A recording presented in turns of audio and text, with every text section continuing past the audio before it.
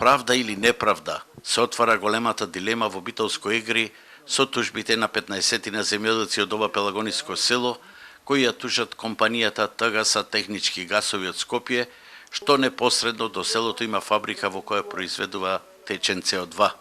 Бидејќи фабриката постои над деценија и пол со најсовремена технологија и интегрирана екодозвола за експлоатација на гасот, проблемот настана што испуштањето на отпадната вода поминува низ каналската мрежа, покрај повеќе ниви на селаните, скоро 1 километар се до 13-тиот канал.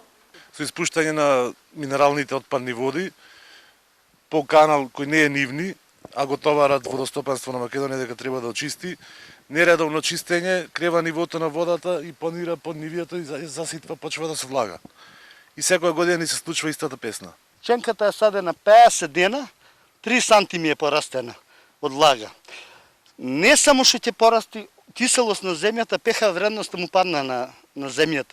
Овде што правише репа, бостање, поќе дојде неквалитетна земја се уништува. Со убедување дека им се поплавуваат нивите, дека оваа технолошка вода се исцедува и ги загадува културите, повеќе години се тужаат и бараат правда. Од животна средина дојде, од владата независен дојде овде, баш тужев за тутун овде. За тутуну беше, рече ова не може да биде рече. Ќе ода кај фабриката, за ова се следва затворање на фабриката и 200.000 евра казна треба да плати за ова штета што ја прави. Како држата инспекцијата. Само шо ојде до таму и поќе не се јави. Го смена мислењето. За ова се тужев на основен суд. Добивам 2 пати, на апелација ме паѓа.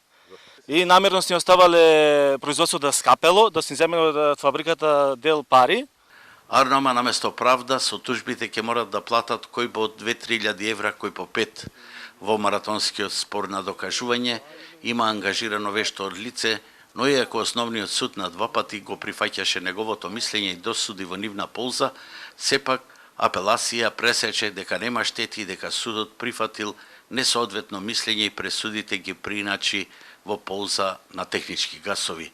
Сега, покрај градот што некни им ја уништи летнината, наврата им тропнаа извршителите. Од технички гасови велат дека сакаат коректни односи со селаните и дека ќе ги почитуваат судските одлуки.